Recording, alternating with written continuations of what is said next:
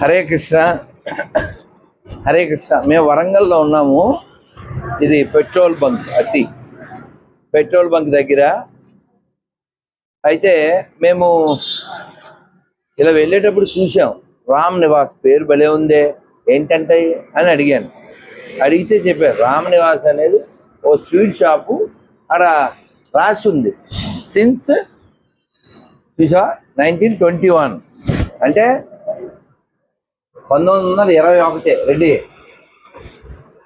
అంటే ఈ షాపు వయసు 105 ఏళ్ళు, అంతేనా? ఎరా కాదా? అంతే కదా, 26 ఇది 21, అంటే ఈ షాప్ వయసు 105 ఏళ్ళు, అంతే కదా. సరే, రాగానే నేను ఆనందపడిన విషయం అది. షాపులోకి రాగానే ఎవరిని పెట్టేది చూడండి, కాకతీయ ఏకశిలానగరం కాకతీయ రుద్రమ. నేను వ్యాపారం చేసుకుంటాను, ఆ జనాలు కొనుక్కుంటారు అని కాదు మూడు. చూడండి, అటేమో దేశభక్తి, ఇటు దైవభక్తి. గమనించండి. అలాగే మీరు గమనించండి, అక్కడ పాట వినబడుతుంది చూడండి, కృష్ణుడి పాట. జయ రాధా మాధవ. సో కాబట్టి హిందువులందరికీ మా విజ్ఞప్తి ఏంటంటే, ఇలా దేశభక్తి దైవభక్తి ఉండేటువంటి షాపుల్లోనే కొనండి. ఉమ్ము బ్యాచ్ దగ్గర, ఉత్త బ్యాచ్ దగ్గర కొనకండి, తినకండి. అటువంటి వాడు ఎప్పటికీ మనకి బయ్య కాలేడు, వాడు తీసేది గొయ్య. అర్థం చేసుకోరా, తర్వాత తెలుసు కదా. సో కాబట్టి ఈ పదార్థాలు మేము ఏం కొనబోతామో, ఏం తినబోతామో తర్వాత విషయం. ఇవాళ నేను రాత్రులు నేను తిన్నాం, దేవుడికి నివేదన కోసం ఏదైనా కొనాలని ఆ మూడుతో వచ్చాను. విషయం ఏంటంటే, హిందువులారా, మీరు ఇలా ధర్మ దేశ దైవభక్తి ఉన్న చోట్లే కొనండి, అలాంటి చోట్ల తినండి, హిందువుల బలాన్ని పెంచండి. హిందుత్వవాదులు ఏ మతం, ఏ ప్రాంతంలో ఉన్నప్పటికీ కూడా బలంగా ఉండాలి. కేవలం ఒక ప్రాంతీయ భావనతోనో, ఒక పార్టీ భావనతోనో, ఒక కుల భావనతోనో జీవించద్దు, హిందుత్వ భావనతో జీవించండి.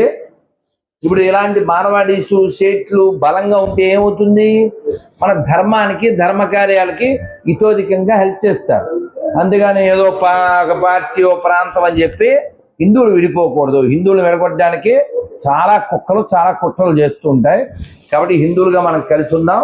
ప్రాంతం ఏదైనా, భాష ఏదైనా, కులం ఏదైనా, పార్టీ ఏదైనా, మనమంతా హిందువులం, మనమంతా బంధువులం.